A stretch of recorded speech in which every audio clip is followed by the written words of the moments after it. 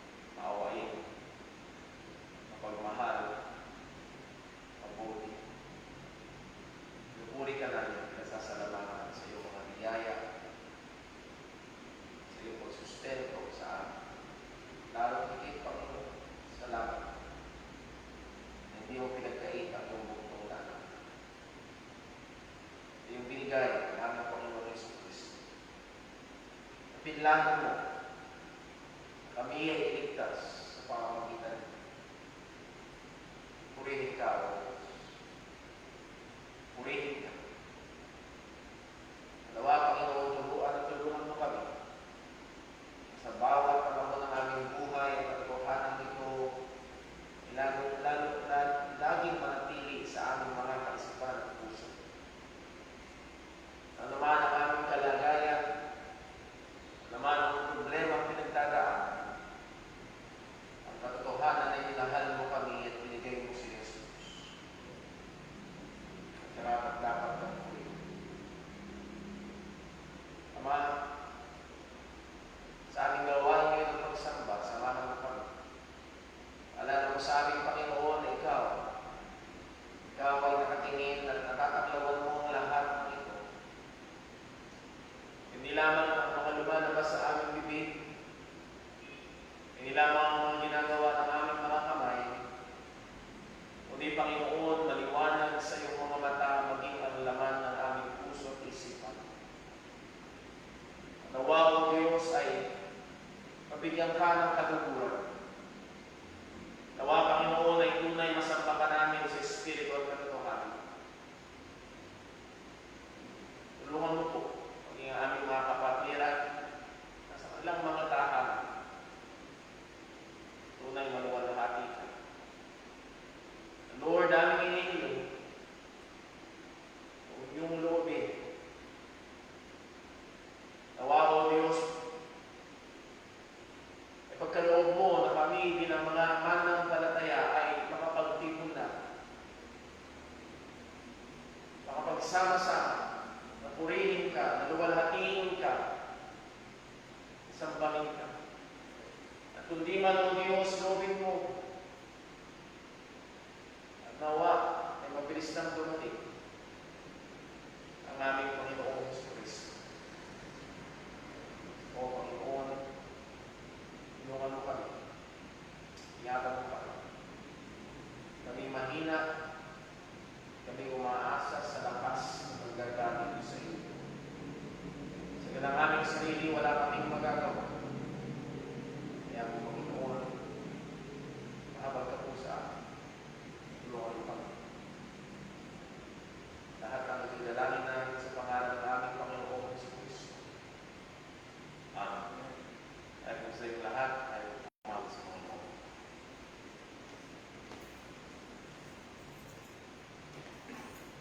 Ay po yung mawit. Awitin po natin. Holy, holy.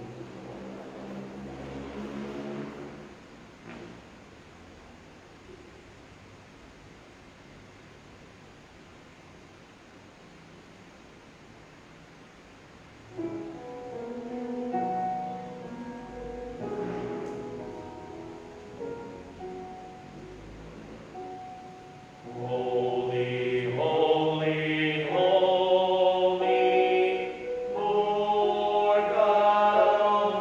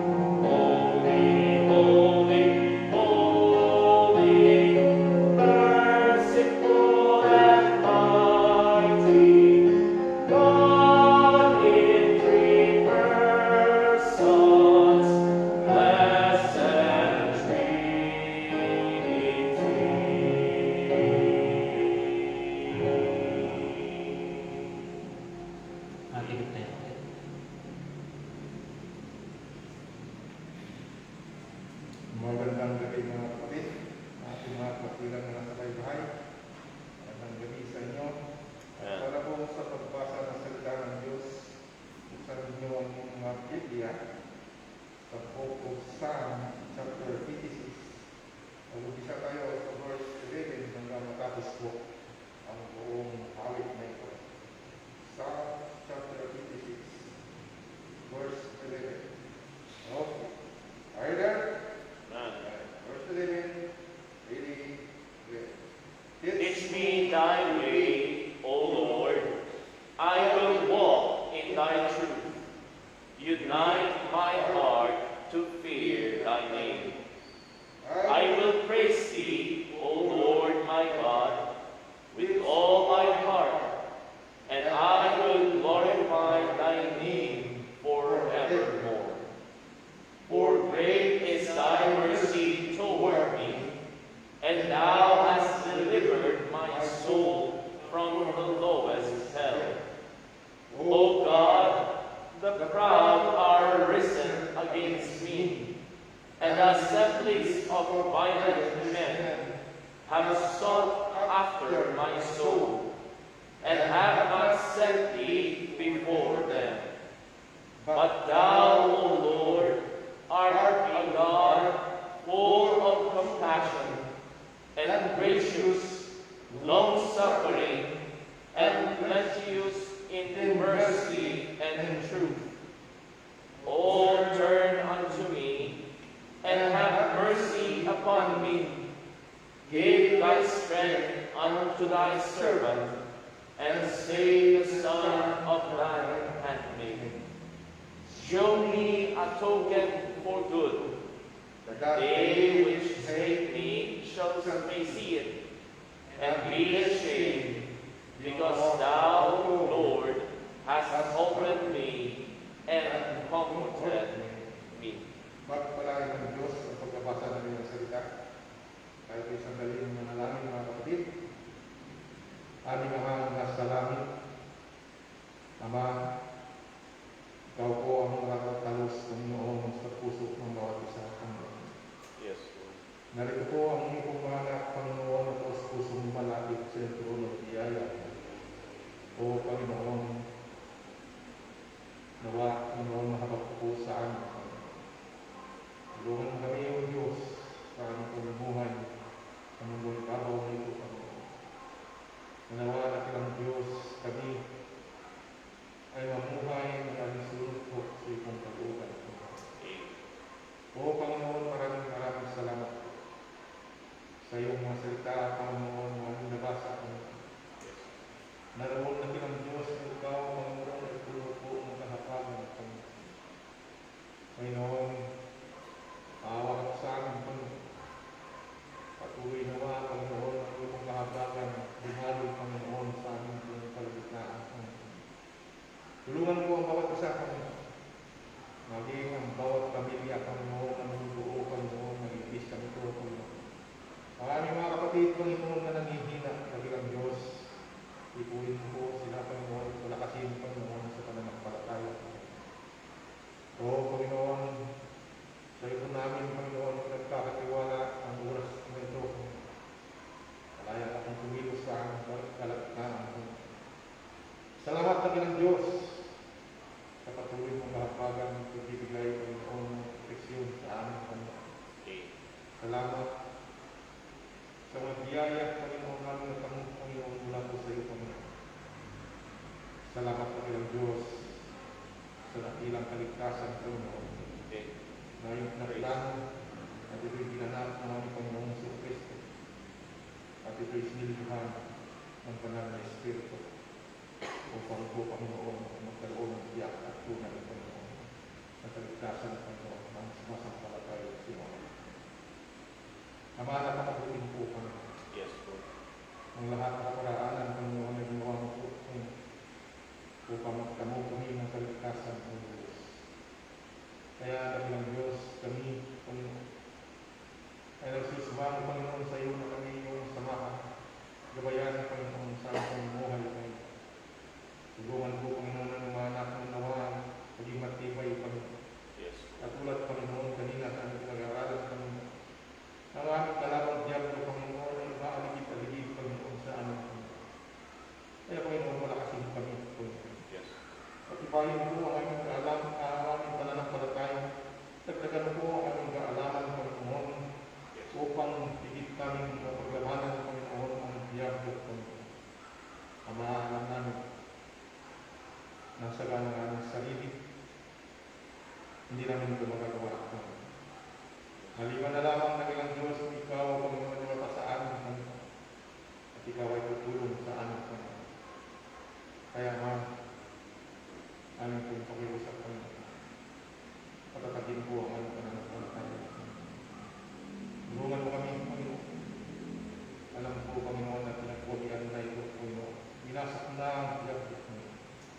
Ngunit na ilang Diyos, siya, Panginoon, ay aktibo pa, Panginoon.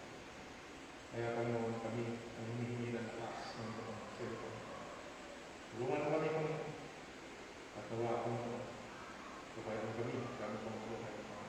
Yes. Tulungan po ang aming pastor, Panginoon, at ito ay puro kami. Manawa na ilang Diyos, lubos kami ang mapakain, Panginoon, ang mga spiritual na mga bagay. O yung mga salita, Panginoon, ng iyong mga anak, sila kang ito, Panginoon. Upang lalong tumibay, Panginoon, ang iyong mga anak, Panginoon. Ama, tulungan po ang aming pong pastor na ito, Panginoon. Sigaro po, Panginoon. Maging ang kanyang buong pamilya, Panginoon, ang kanyang anak, Panginoon. Yes. Ang nawa ng ilang Diyos, bigyan po ng kagalingan, Panginoon. Ang kanyang pong mararamdaman ng bata, Panginoon. Salamat sa ilang Diyos, sapagkat malakas, Panginoon, si Timmy, Panginoon. Nalalabanan niya, Panginoon, ang karamdam, katay. At ang ating Diyos, suplayan po, Panginoon, ang kalakasan, Panginoon, ang bata, Panginoon. Upang sa ganun na ilang Diyos, kapagpagpayan niya, Panginoon, ang sakit na ito. Ma, sa gabi ito, Panginoon, ang anuman ang aming gagawin, ugat, kaya ang kong pinaupaya sa iyo. At nawa, Panginoon, sa iyo, mauwi lahat ang pagpuri, pasasalamat, Panginoon. Yes. Dakila ka namin, may taas namin ang kong dakilang pangalan. Maraming pasalamat. Ito po ang isang dalangin sa pangalan ng Jesus. Amen.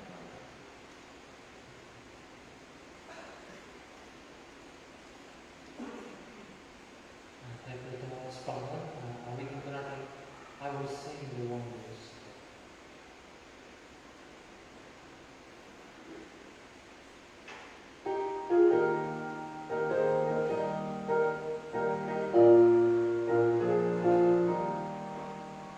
I will sing the wonder story of the Christ who died for me. How he left his soul in glory for the cross of Calvary. Yes, I'll sing the wonder story of the Christ who died for me. Singing with the saints in glory, gathered by the crystal sea.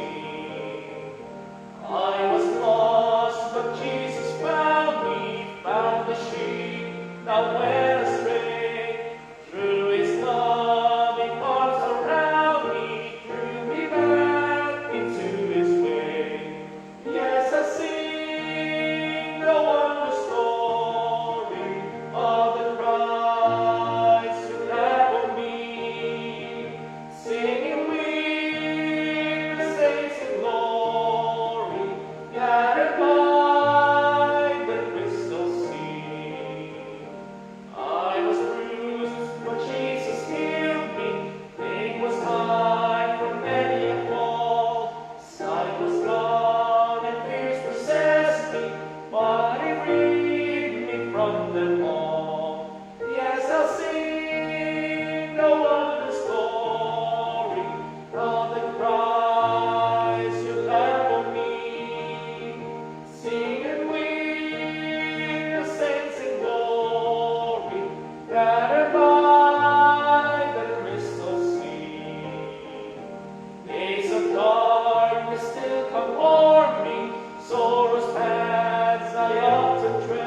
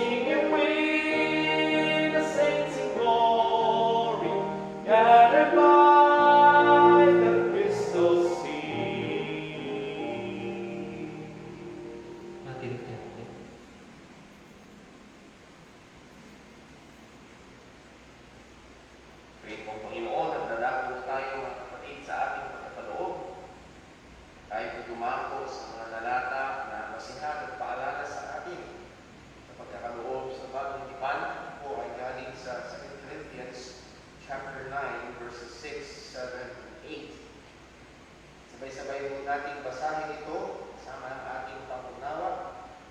Verse 6, ready, read. But this I say, he which soweth sparingly shall reap also sparingly, and he which soweth bountifully shall reap also bountifully.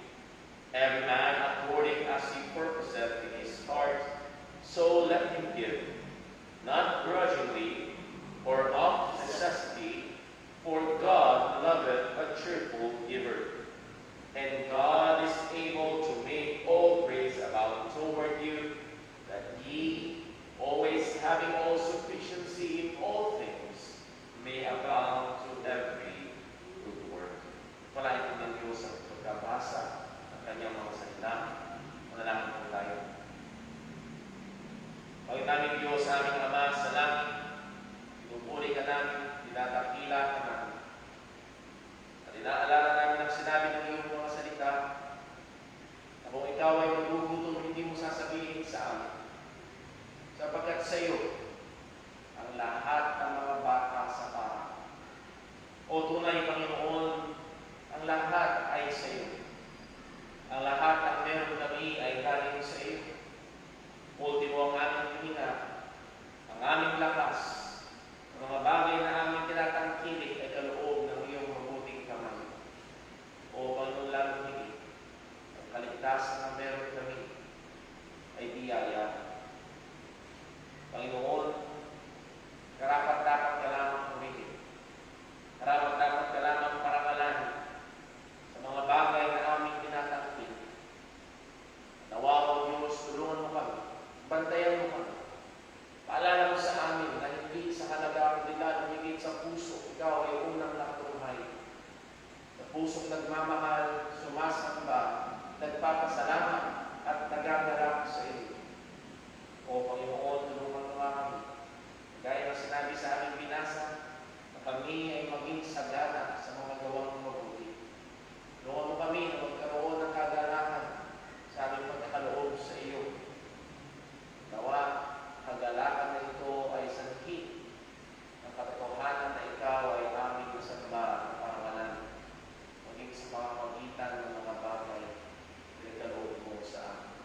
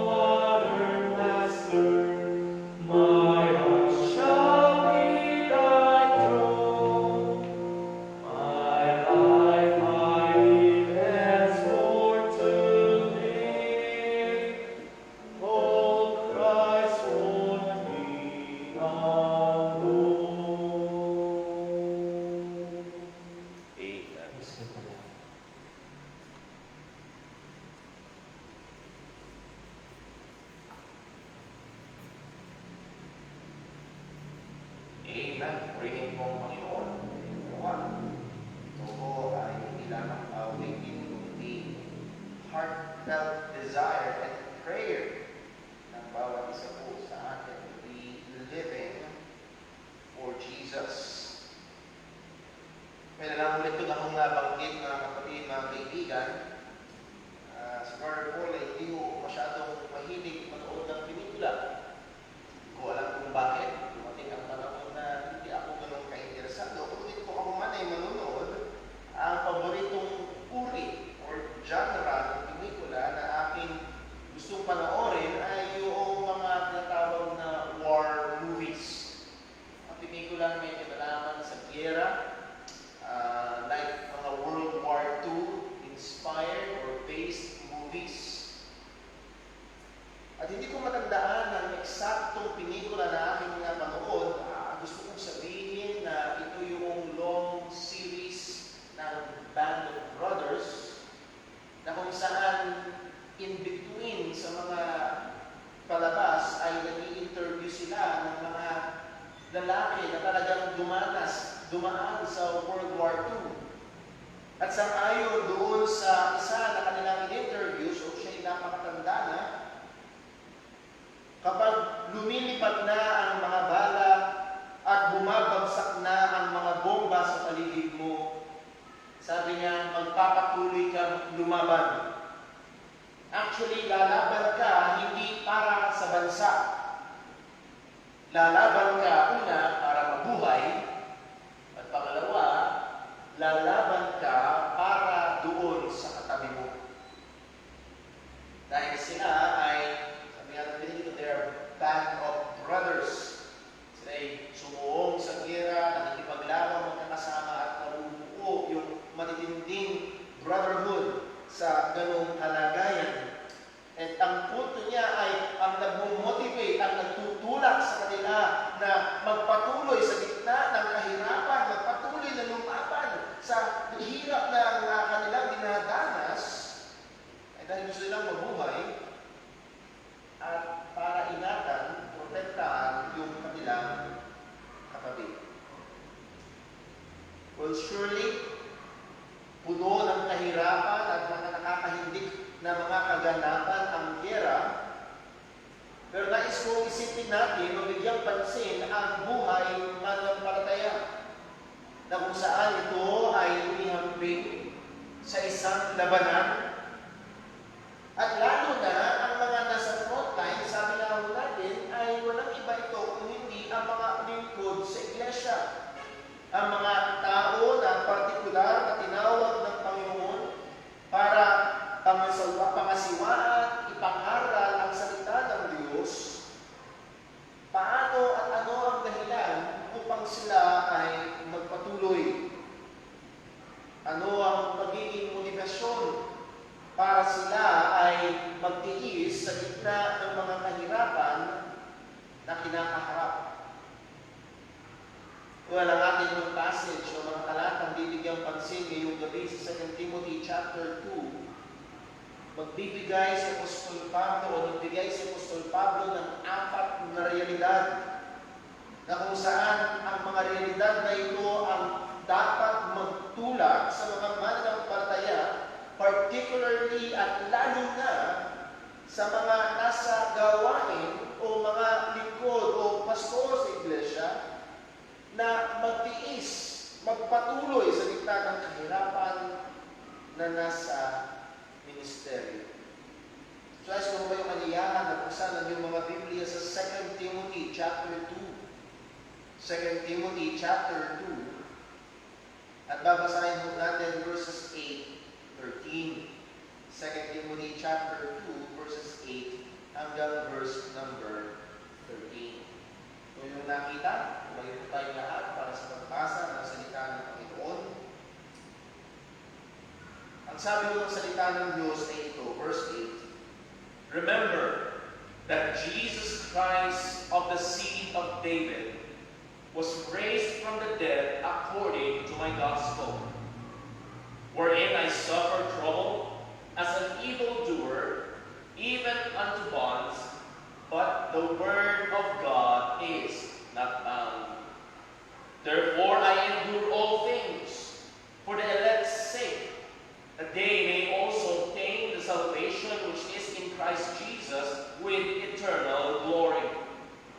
It is a faithful saying, for if we be dead with him, we shall also live with him. If we suffer, we shall also reign with him. If we deny him, he will also deny us.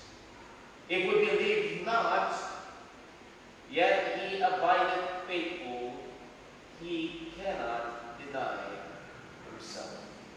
Palain po ng Diyos ang pagkabasa ng kanyang mga salita. Manalangin po tayo. O aming Amang Diyos, muli, tulungan mo kami. Bigyan mo kami ng liwanag sa buong aming mga puso at kaisipan. Bigyan mo kami ng puso at pagkumbaba, handang matuto at maturuan. Manawa, O Diyos, ang mga pag-aaralan namin, ang mga realidad na ito, ang mga katotohanan na ito, ay patuloy na magtulak sa amin, na magpagano, na magpatuloy sa gitna ng mga hamon na kinakaharap ng paglilingkod sa iyo. O Panginoon, ikaw po ang patuloy na pumilos sa aming kalagitnaan, sa aming mga buhay. Aming hiling, O Diyos, patuloy mo kami hubugin sa umamis ni Kristo sa pamamagitan ng iyong mga kantuhan. Kung yung lobin, Panginoon, na aming hiling, abutin mo ang mga hindi pa ligtas. Ilapit mo kay Kristo. Tulungan mo kami ingatan. Lahat ng ito ay aming dalangin sa pangalan ng aming Panginoong Jesus. Amen. Ano po magsuko ang bawat isa. Ito ho ang ating pinakamensahe ngayong gabi mula sa mga talata na ating binasa. Only godly and eternal realities can sufficiently and properly motivate a soldier of Christ to endure in the ministry. Tanging makadiyos at eternal na realidad lamang ang sapat at wastong nakakapagpudyok sa sundalo ni Kristo upang magbata sa paglilingkod. So narito, sabi ko nga po, ang mga katotohanan, mga realidad na binigay ni Pablo kay Timoteo na magsisilbing matibay niyang tungtungan sa panahon na nandoon na ang mga kahirapan, matibay niyang sandalan sa mga panahon na nandoon ang kapaguran sa gitna ng mga dinaharap na kahirapan sa ministeryo. Kung yung naaalala, itong nakaraang 2 Sunday ng ating mga gawain ay ating tinignan, actually 3 Sundays, ay ating tinignan ang mga larawan ng isang matapat na manggagawa. Pininta ni Apostol Pablo na ang una, ang larawan ng manggagawa ay larawan ng kahinaan at siya'y nangangailangan ng kalakasan mula sa Panginoon. Nandun ang larawan ng tagapagturo or nagdidisipulo na siya ay kailangan ituro ang mga katotohanan na kanyang natanggap sa ibang mga tao at magsasalin-salin ito sa mga susunod na henerasyon. Nandun ang larawan ng pamilyar sa atin. Ang larawan ng manggagawa ay isang larawan ng sundalo na nandoon ang matibay at matyaga at matinding pakikipaglaban. Binigay din sa atin ang larawan ng isang atleta na kung saan siya'y matapat na at masikasin na tumatakbo o nakikipagkompetensya sang-ayon sa mga tamang pamantayan. And lastly, binigay ni Pablo ang larawan ng isang magbubukid. Na una sa lahat, siya ay dapat munang magpagod bago siya umasa na siya ay umani. At isa sa mga common factor ng lahat ng mga larawan o imahe na ito na ibinigay ni Pablo na tungkol sa manggagawa ng Panginoon ay nagpapakita ito na ang ministeryo ay hindi magiging madali. Hindi ito madali kaya kailangan ng lakas mula sa Panginoon. Hindi madali na matapat na magturo at sila'y sanay na magturo din sa iba. Hindi madali na magbata ng paghihirap gaya ng isang sundalo sa labanan. Hindi madali na maging isang seryosong atleta na magsumikat, mithiin ang gintong medalya. Hindi madali ang pagtatanim. Sabi sabi nga ng kanta, magtanim ay bibiro. Ang lahat ng ito ay nagpapakita na hindi magiging madali ang ministeryo. Kaya labis na nakadepende sa lakas na galing sa Panginoon. Kung ating naalala, pinag-aralan natin sa chapter 1, sinabi mo ni Pablo kay Timothy sa verse 8, But be thou partaker of the afflictions of the gospel according to the power of God. At doon pa lang ay sinabihan ni Pablo sa Timothy, darating ang afflictions, darating ang kahirapan, darating ang pag-uusig dahil sa ministeryo ng Ebanghelyo. At Timothy, huwag kang umurong, hindi magpatuloy ka. Huwag mo itong iwasan kung hindi lubin ng Panginoon na ikaw ay maging kabahagi o magdumating ang mga paghihirap na yun, maging willing kang makibahagi. At ang kapangyarihan o ang magsusustento sa iyo ay walang iba kung hindi ang lakas mula sa Panginoon. At sa harapan ng maraming mga kahirapan na ito, sa banta ng maraming mga hamon na ito sa ministeryo, paano ang lingkod ng Panginoon ay magpapatuloy? Paano ang mananampalataya ay magpupursige? Ano ang motivasyon na kailangan niya at meron siya at maaaring magtulak sa kanya? Mga ilang beses ko na napanood ang mga pinikula patungkol sa gera at yung mga sundalo madalas ay may mga nakatagong larawan. Pag tinanggal nila yung helmet nila, may mga nakasuksok na larawan ng kanilang pamilya at yung kaisipan na may pamilya na hihintay sa kanila, gusto nilang makapiling, ay nagpupursige, nagtutulungan sa kanila na mag-ingat, na makipaglawang matyaga at umuwing buhay sa kanilang pamilya. Ang realidad na mayroong naghihintay.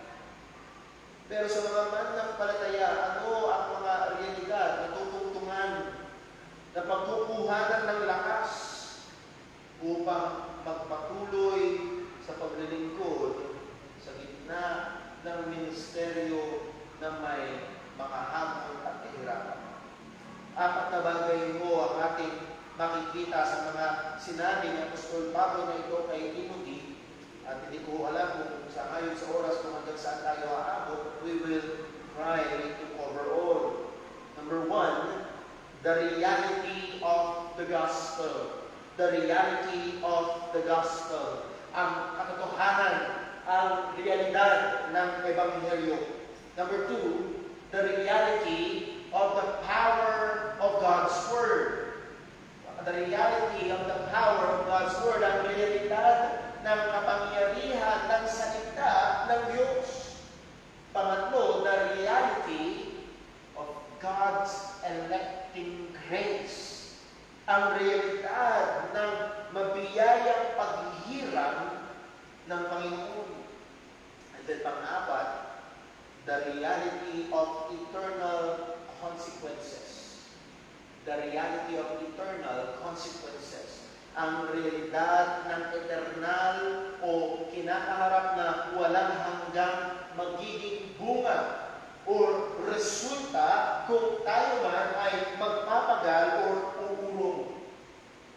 So, tinanong natin ito isa-isa. Una, the reality of the gospel.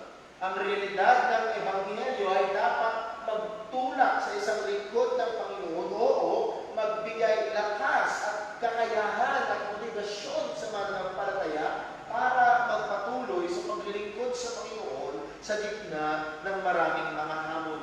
Sabi ni Pablo sa chapter 2, verse 8, 2 Timothy, remember that Jesus Christ of the seed of David was raised from the dead according to my gospel.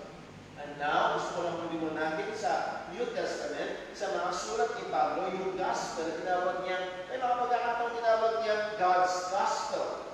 Meron siya pagkakataon sabi niya gospel of Christ. At meron naman dito, my gospel.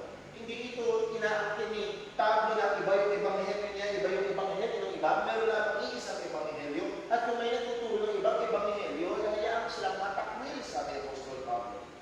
Pero ang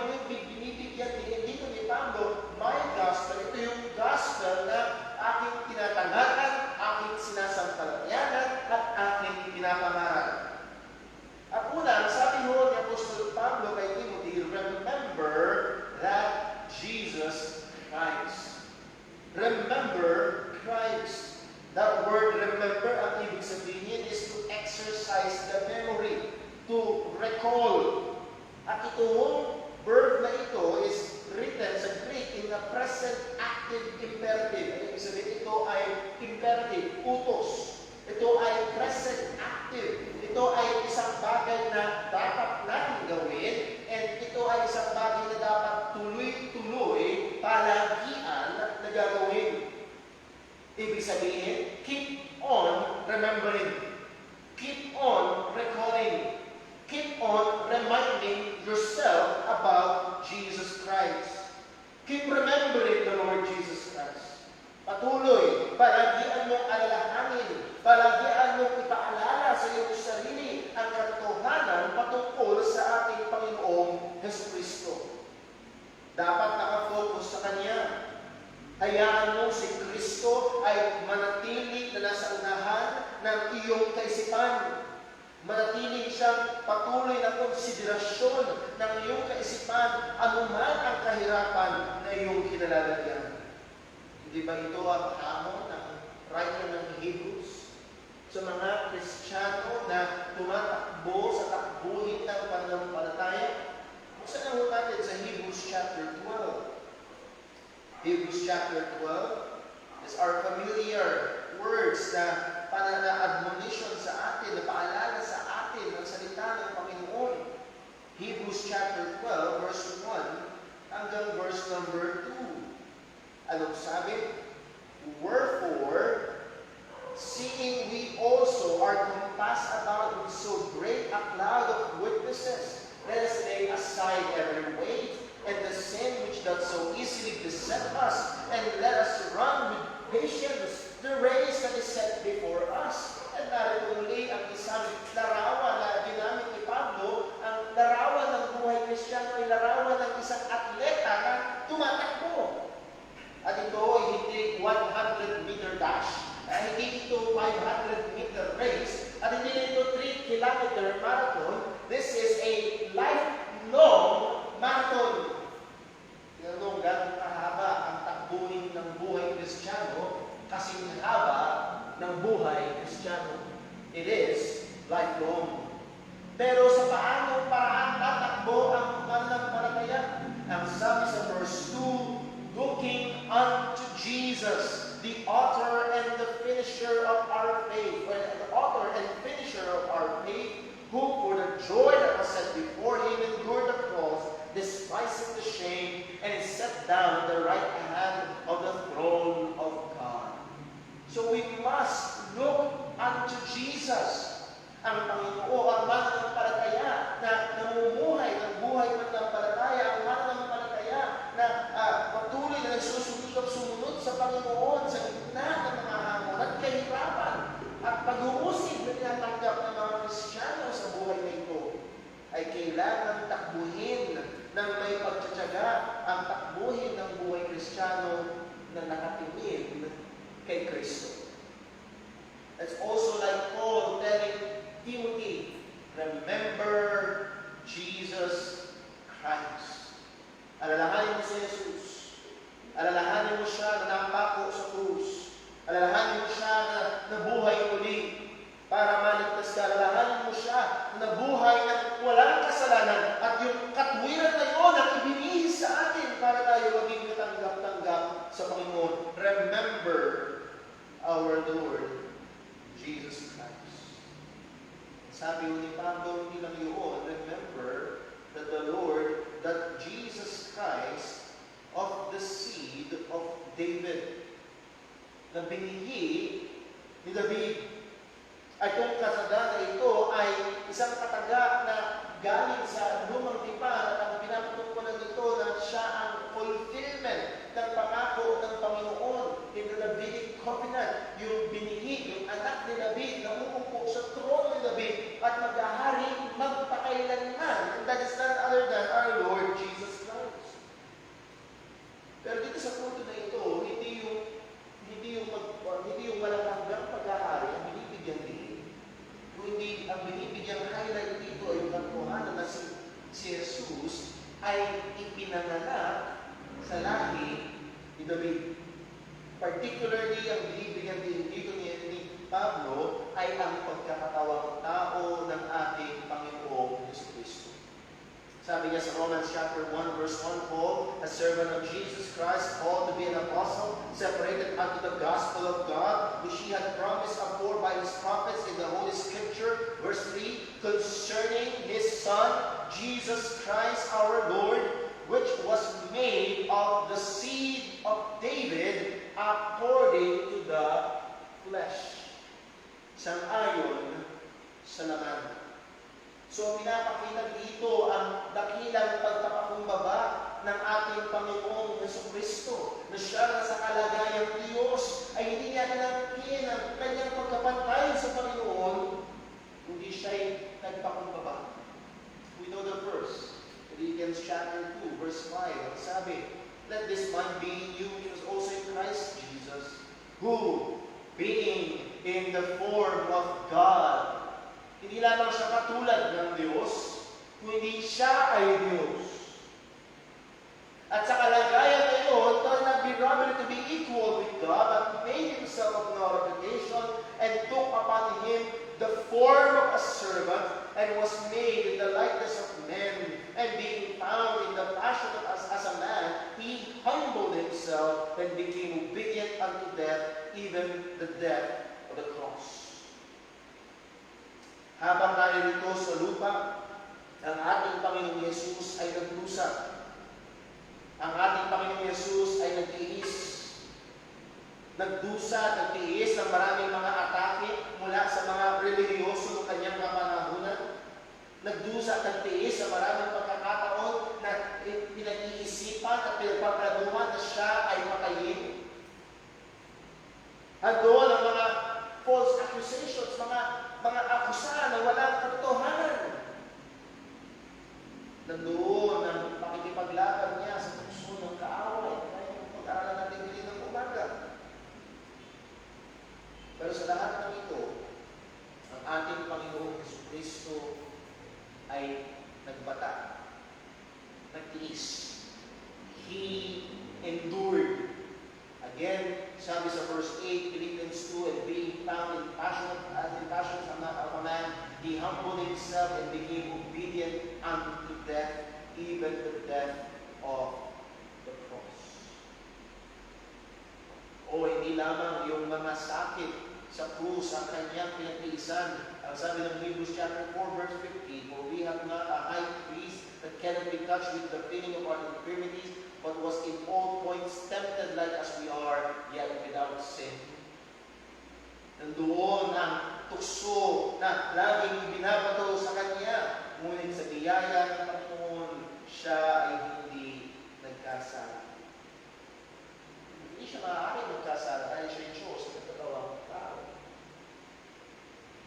So ang ating Panginoong Jesus na sa binigid, sabi ni Pablo kay Timothy, alahanin mo ang Panginoong Jesus na binigid ni David. Nagkatawang tao. At sa kanyang pagkakatawang tao, alam natin na nangyari, siya'y namatay sa krus. Sabi ni Pablo, again going back to 2 Timothy chapter 2, was raised from the dead according to my gospel. Siya ay nabuhay, hindi implied dito. Siyempre, bago siya mabuhay mula sa mga patay, ay kailangan mo nang siya'y namatay. That is implied na sa sinabi ni Pablo. The reality of Christ's death, ang realidad ng kanyang kamatayan, nandun ang realidad ng kanyang pagdurusa.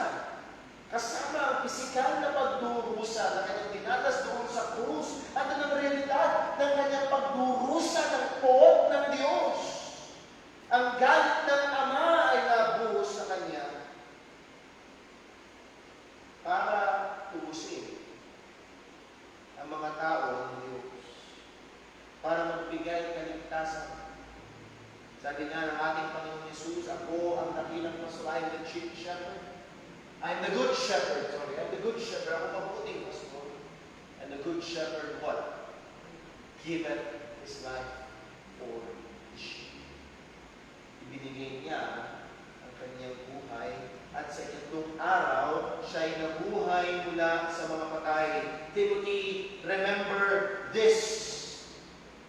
Paalala mo sa iyong sarili, palagian ang katotohanan ito na ang ating Panginoong Yesus ay nagpakumbaba at ang ating Panginoong Yesus ay nagdusa, ang ating Panginoong Yesus ay namatay at ang ating Panginoong Yesus ay muling nabuhay. Let me rephrase that. Alalahanin mo, Timothy, at ipaalala mo sa iyo ang katotohanan na ito na ang ating Panginoong Yesus ay tunay na nagkatawang tao, tunay na nagdusa, tunay na nagpakumbaba, tunay na nahirapan, tunay na namatay, at tunay na muling nabuhay. Mahalaga yung salitang tunay. Ayaw kung hindi tunay, peke.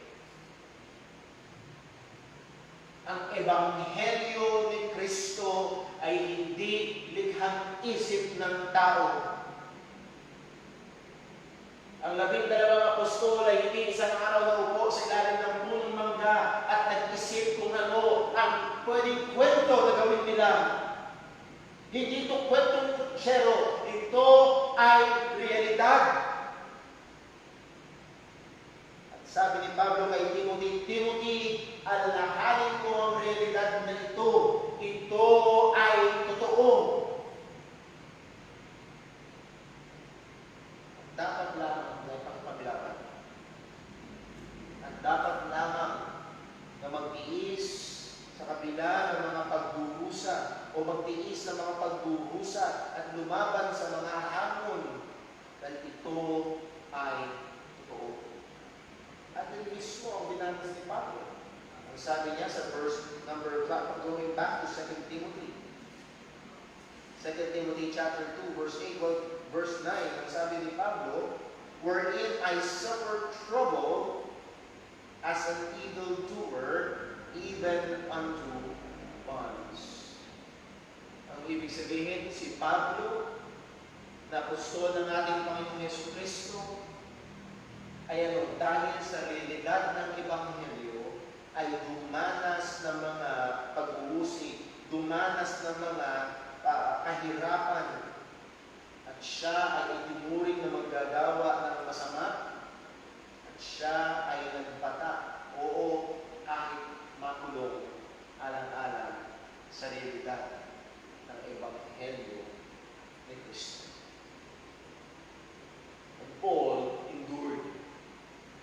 Si Pablo ay nagpatuloy sa harap ng laban, sa harap ng mga hamon, sa harap ng mga kahirapan na dulot ng ministeryo. Ang sabi niya sa chapter 4, verse 7 ng 2 Timothy, I have fought a good fight, I have finished my course, I have kept the faith.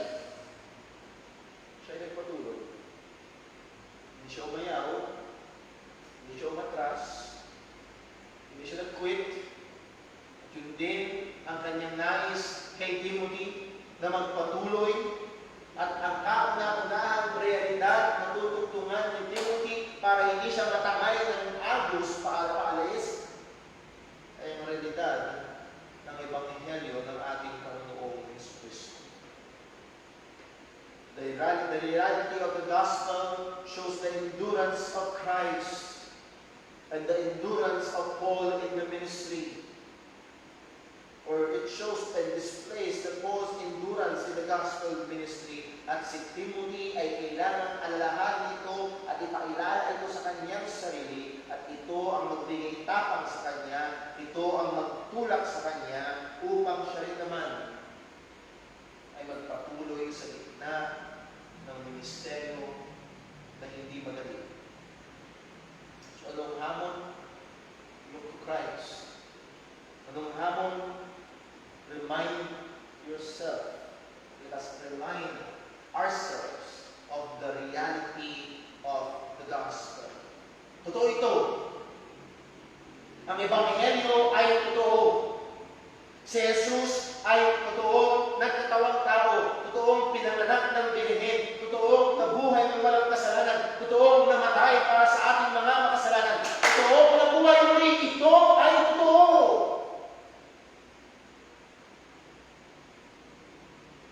Dahil ito yung totoo, karapat dapat or marapat lamang tayo ay magpata, magtiis kung kinakailangan ng mga pagdurusa at kahirapan alang-alang sa katotohanan ng Ebanghelyo. Nawa ito magbigay sa atin ng tapang, ito magbigay sa atin ng lakas, ito magbigay sa atin ng kailangan nating tulak at kahit sa gitna ng matinding ragasa ng hamon at mga masamang pakikitungo ng sanlibutan sa mga mananampalataya ni Kristo. So number one, the reality of the gospel. Ang realidad ng Ebanghelyo ni Kristo ay marapat at maaaring magsustento sa manggagawa ng Panginoon o sa mananampalataya ni Kristo upang harapin ang maraming mga hamon sa gawain. So that is number one, the reality of the gospel. Number two, sa verse number 9, the reality of the power of God's Word. Ang realidad ng kapangyarihan ng salita ng Diyos. Again, balik tayo sa verse number 9, yung sabi ni Pablo, wherein I suffer trouble as an evildoer, even unto bonds. Ako ay nagbusa, ako ay pinaratangan ng manggagawa ng masama, at ako ay nakulong, that is, in bonds, nakatikala. Pero merong sinabi mo dito na maaaring ipagdiwang ng isang nangangaral. Merong sinabi dito na marapat magbigay ng tapang, magbigay ng encouragement sa mga manggagawa ng Panginoon. Oo, sa mga Kristiyano. Ang sabi ni Pablo, but the word of God is not bound. Ang salita ng Diyos ay hindi nagagapos. Ang salita ng Diyos ay hindi natatanggalaan. Ang salita ng Diyos ay hindi maikukulong. Pwede mo ikulong ang mangangaral, pwede mo itali ang mangangaral, pwede mo katinahan ang mangangaral. Pero ang salita ng Diyos ay hindi mapipigilan. Hindi ba ito rin ang sinabi ni Pablo sa Philippians chapter 1? Palitan lang po natin. Dati na natin na mag-aralan, Philippians chapter 1. Simulan po natin sa verse number 12. Philippians chapter 1, verse 12. At dito, nakakulong si Pablo. Meron siya unang pagkakakulong, hindi nasulat ang Philippians, ang Ephesians, at meron siyang huling pagkakakulong. At maraming beses nakulong si Pablo, pero itong pagkakasunod ng Philippians, isa sa mga una. Ang pagkakasunod ng Second Trinity, yun yung kahuli-huli ang pagkakakulong kasi patungo na siya sa martyrdom, sa pagkabitay. At ang sabi ni Pablo, Philippians chapter 1, verse 12, But I would ye should understand, brethren, that the things that which happened unto me have fallen out rather unto the furtherance of the gospel. Mga kapatid, sabi ni Pablo, gusto kong mawawaan niyo na mga bagay na nangyari sa akin at ano yun, nakulong siya. At yung pagkakakulong sa akin, ay nagdulot pa sa lalong pag-usad ng Ebanghelyo. Imbis na mapigilan, imbis na mapahinto, imbis na bumagal, ang Ebanghelyo ay lalo pang umusad. Ang sabi ni Pablo sa verse 13, so that my bonds in Christ are manifest in all the palace, or dun sa word na palace, pag pinag-aralan mo yan, ang pinapatungkulan niyan ay yung parang pinaka-headquarters ng mga sundalo. In the palace and in all other places. And many of the brethren in the Lord, waxing confident by my bonds, are much more bold to speak the word without fear. Yung ibang mga Kristiyano, nung nakulong si Pablo, imbis na sila yung matakot at magpako, imbis na sila ay mataranta at huminto, sila ay lalo pang naging matapang na ipangaral ang salita ng Panginoon. Hindi ito ang pagkakulong kay Pablo ay hindi parang tubig na binuhos sa apoy, kundi parang gasolina na binuhos sa apoy at lalong nagliyab ang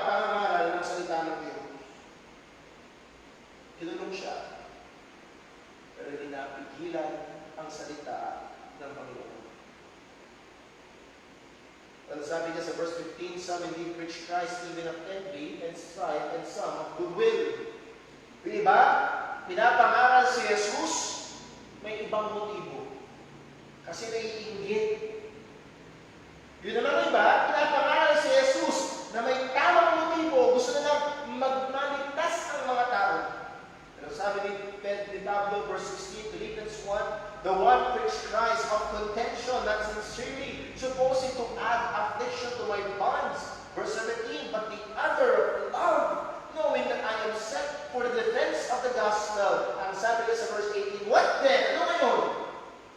Notwithstanding in every way, whether in pretense or in truth, Christ is preached, and I therein do rejoice, yea, and will rejoice. Kahit na kulong si Pablo, kahit na may masasamang motibo yung iba, the power of the gospel, the power of the word of God, Christ is still preached. O mga kapatid, ang kasaysayan ay nagpapatotoo kung gaano karaming emperador, hindi yung iniinom, ha? Ang kasaysayan ay nagpapatotoo kung gaano karaming emperador ang nagsumikap na wasakin ang salita ng Diyos, na magsumikap wasakin ang pananampalataya ng Kristiyano. Kung gaano karaming korte ang humatol laban sa Ebanghelyo, humatol laban sa mga mananampalataya ni Kristo. Kung gaano karaming kapatid natin sa pananampalataya ang hinatulang mapakain sa gayon, masunog ng buhay, hugutan ng ulo, tortured, abusive. But the Word of God did not die out. Ang salita ng Diyos ay hindi nawala, hindi tumigil. Naalala ko, I believe it was Steve Lawson nag-share ng kanyang patotoo. Meron siyang koleksyon ng mga Bible. At ang sinusubukan niyang kolektahin ay mga antigong Biblia. At kung meron daw isa sa pinaka-cherish niya dun sa collection niya, na nandun sa opisina niya, na nakatakip ng glass, ay isang Biblia. Na pag tinignan mo, hindi siya ang pinakamagandang Biblia. Na pag tinignan mo, yung Biblia na yun ay talagang nandun na yung wear and tear, na yung kalungaan, pero meron kakaibang sa Biblia na yun, merong mancha. Mancha? Bakit sa dami ng ilalagay doon yung pang Biblia may mancha? May maitim-itim na bagay. Na halos yung ibang mga salita ay hindi na mabasa. Alam niyo kung ano yung mancha na yun? Yun ay mancha ng dugo ng Kristiyanong sinubukang protektahan ng Biblia.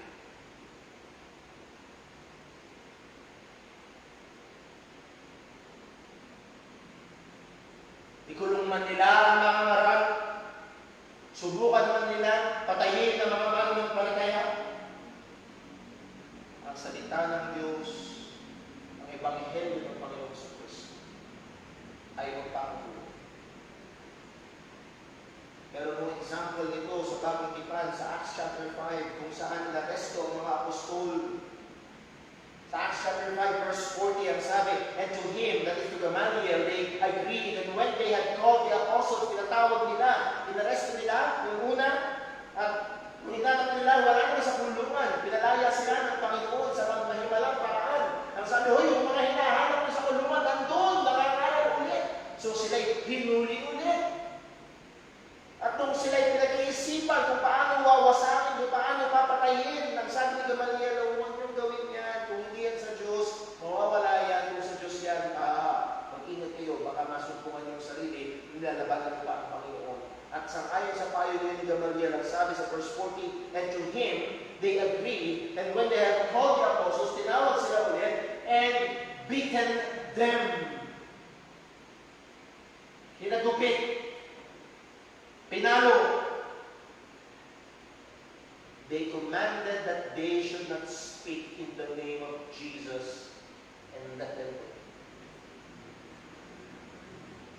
Sila ay hinagupit, at sila ay pinagsabihan, inutusan, at higit sa malamang doon pinagbantaan. Huwag na ipapangalan si Jesus.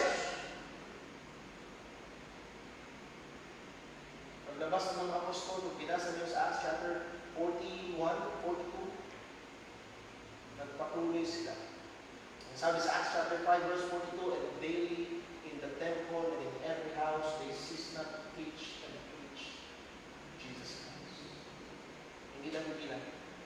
And then pagdating sa Acts chapter 6, verse 1, ang mga unang salita, and in those days when the number of the disciples was multiplied. Sa gitna ng pag-uusig sa salita ng Panginoon, pag-uusig sa Ebanghelyo ni Kristo, sa pagsusubok na pigilan ang pangangaral ng salita ng Diyos, hindi umubra. Sapagkat ang kapangyarihan ng salita ng Diyos ay ito. Sapagkat ang Diyos ng salita nito ay soberano Diyos. The Word of God is not bound. Hindi nagagapos, hindi nabibigilan ang salita ng Panginoon. So, Timothy, ang salita ng Diyos ay pinapangaral mo. Timothy, kagaya na pag-aralan natin sa 1 Peter, ang pangunahing gawain ng pastor ay magpakain, magturo, at mangaral. Ano ang ituturo niya? Ano ang ipapangaral niya? Preach the Word. Preach the Word. And Timothy, dumating man ang mahihirap na kalagayan sa 2 Timothy chapter 3, pasama ng pasama ang mga tao. Sa 2 Timothy chapter 4, aayawan na ng mga tao ang mga malilinaw na pangangaral. But still, Timothy preached the Word. Because the Word of God is powerful. Sabi niya Hebrews chapter 4, verse 12, for the Word of God is quick, that is alive, ito'y buhay, is quick and powerful and sharper than any two-edged sword, piercing even to the dividing asunder of soul and spirit, and the joints and marrow, and is a discerner of the thoughts and intents of the heart. O mga kapatid, lalo na sa mga kapwa ko mga ngaral, we preach a powerful word because it is the Word of God. Hindi yung kapangyarihan ng mga ngaral. Ang sabi ni Jesus, sanctify them. How? By the power of the preacher? No. Sanctify them by thy truth. Thy word is truth. Wala akong ilusyon na sinabi ko lang magbabago yung buhay mo. No. Ang malinaw sa akin, ang magpapabanal sa mga mananampalataya, ang may kapangyarihan para magbago ng buhay, ang may kapangyarihan para magligtas, ay ang salita ng Panginoon. Ang layunin ko sa mga ngaral ay maihatid, maipaliwanag, maipaunawa ang mensahe, ang katotohanan ng salita ng Diyos. At ako'y niniwala na sapat ang kapangyarihan ng salita.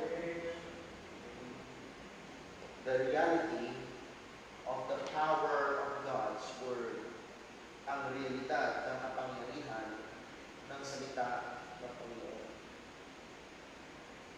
Kung hindi dalawang isip mo tuloy ang pangatlong punto, dahil meron lang tayong 5 minuto, o subukan po natin. Number 3, the reality of God's electing grace. The reality of God's electing grace. Sa ibang mga tao, that is, sa ibang mga Kristiyano, I'm not saying na hindi sila Kristiyano, pero meron mga tunay na Kristiyano na ang paksa ng paghihirang o ang paksa o ang katotohanan ng pagpili ng Diyos ay isang bagay na kasuklam-suklam sa kanilang harapan. I remember na pinakinggan ko ang isang mangaral na ang sabi niya, nabasa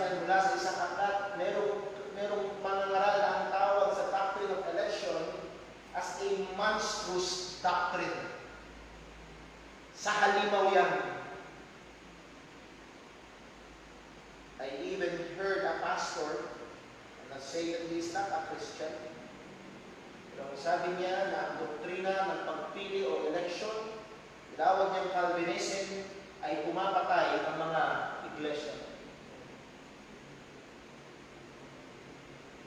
Pero mga kapatid, ang katotohanan ng pagpili ng Diyos, ang katotohanan ng paghirang ng Diyos, ay isang katotohanan na paulit-ulit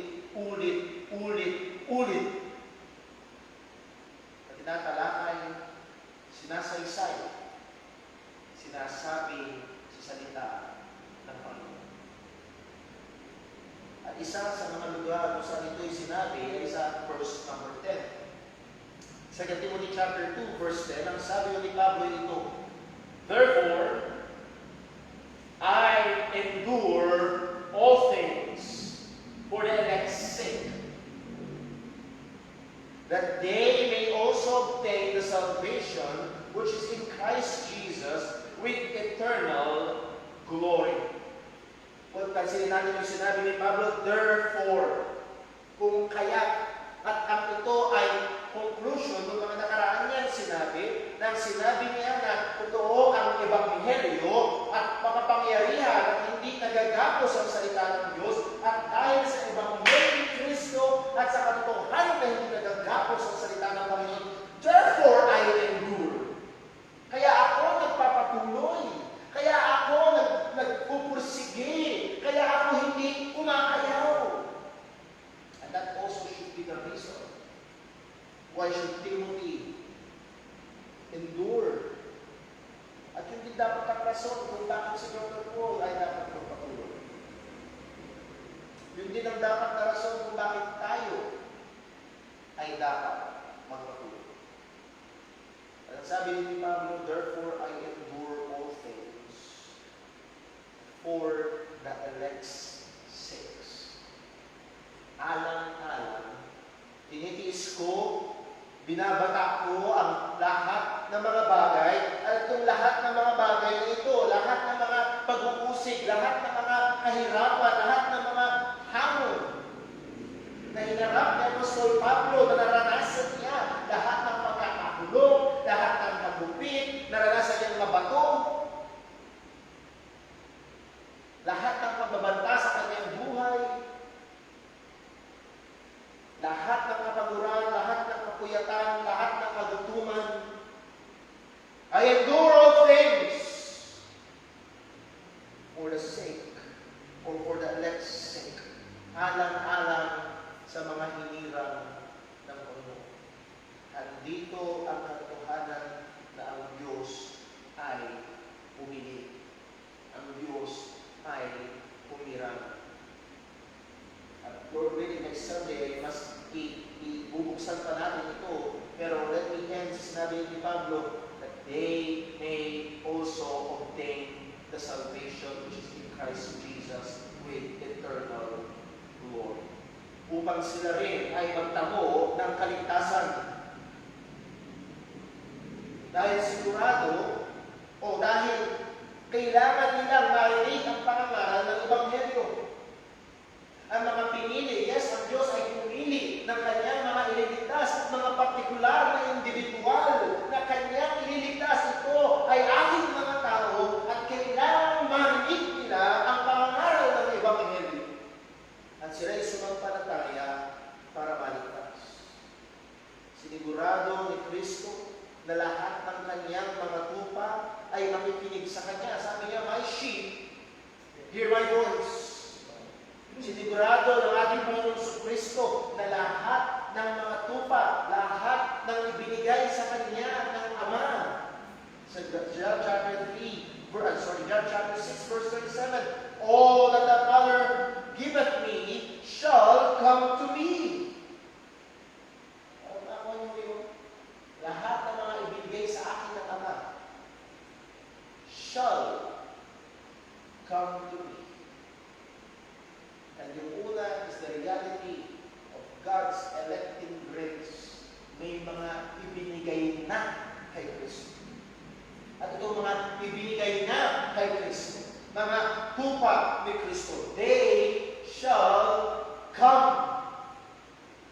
Sigurado sila ay lalapit. At paano lalapit ang tupa? Kailangan marinig ang tinig. My sheep hear my voice. Well, Brother Paul, wala na si Jesus ngayon. Paano marinig ang tinig ni Jesus? Sa pamamagitan ng pangangaral ng Ebanghelyo ng Panginoon Jesus. The sheep will hear His voice. Naalala ko po, and here, nagbabalikan natin ito Lord willing next Sunday evening. Sa isang conference, ay nagkaroon ng question and answer. At ang nagtanong, ang kanyang katanungan ay ito, kung ang Diyos ay pumili na ng ililigtas, at kung ang mga pinili na ng Diyos ay siguradong maliligtas, actually, mali yung tanong, hindi kung, hindi talagang pumili ang Diyos. At talagang maliligtas ang mga pinili ng Diyos. Ang tanong ng tao ay, bakit pa mangangaral ng Ebanghelyo? Why go out and do evangelism? Hindi ko makalimutan yung sagot ni Bodhi Bakker. Ang sagot ni Bodhi Bakker ay ito. Bakit ka lalabas ang mangangaral? Guaranteed success. Sigurado may sasampalataya. Sigurado may tutugon. Sigurado may maliligtas. Dahil sigurado may pinili ang Diyos. At sigurado yung mga pinili ng Diyos ay tutugon sa tawag ng pastor. Ang dami mong mga business na silabasan sa tawag natin ngayon. Tama mo ba? Dahil maraming nawalan ng trabaho. Madaming sumubok ng negosyo. At hindi lahat ng negosyo ay kumikita.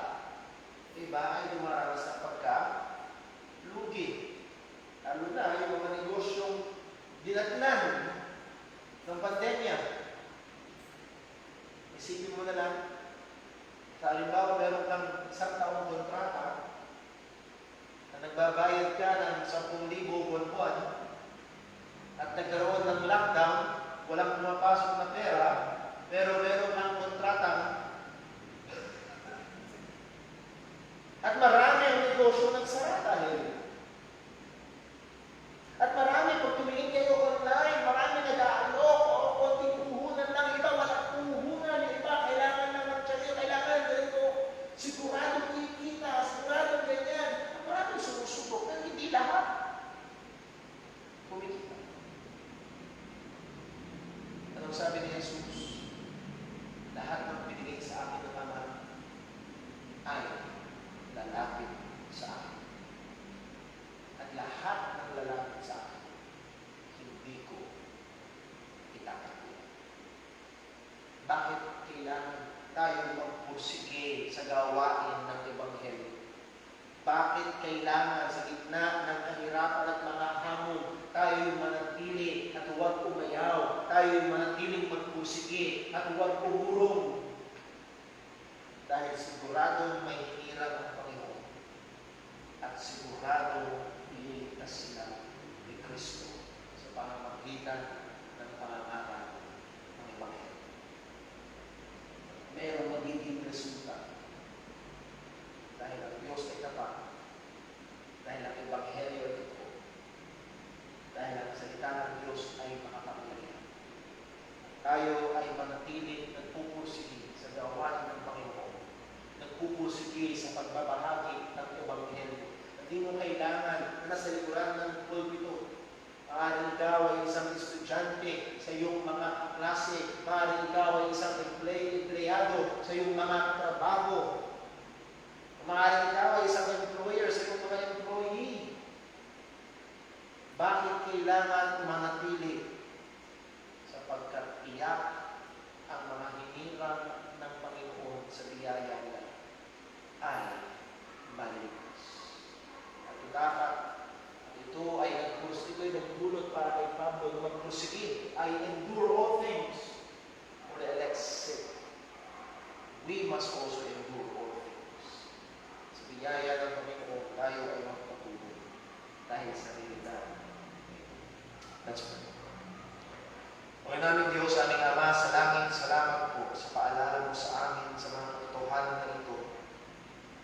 Ang katotohanan ng Ebanghelyo na tunay ang aming Panginoon Jesus ay nagkatawang tao. Tunay na namatay upang magbayad ng aming mga kasalanan. Tunay na nagbuhay muli. Salamat po Diyos sa pagkatotoo. Sinabi mo na sino mang sa Kanya ay sumasampalataya ay may buhay na walang hanggan at hindi makakahanggan. Salamat po sa katotohanan ito. At salamat din po Diyos sa katotohanan ng iyong salita ay makapangyarihan. Na ang iyong salita ay hindi maaaring magkapos.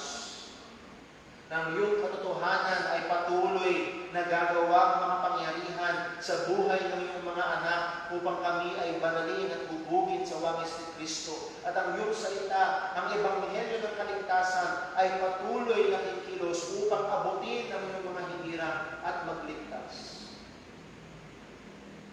Salamat po Diyos sa katotohanan. Sa realidad na ikaw, Panginoon, ay humirang ng mga tao para sa iyong sarili. Ang Panginoon, salamat sa katotohanan na sinabi mo, sino mang lalapit sa iyo ay hindi mo itataboy. Panginoon, ikaw po nawa ang Diyos. Maaaring sa aming iglesia, maaaring sa mga taong nanonood online, ay may mga tao pang wala kay Kristo. O Panginoon, mahabag ka. Ilapit mo sila. Dalhin mo sila kay Kristo at tanging tagapagligtas ng mga kasalanan.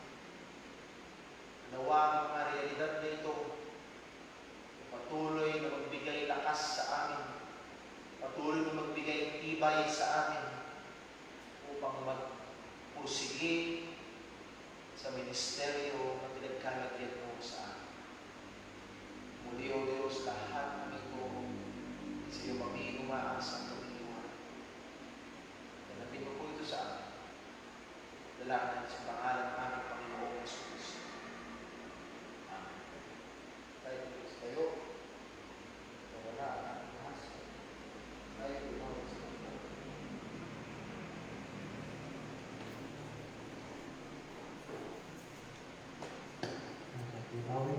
Awitin pa natin to the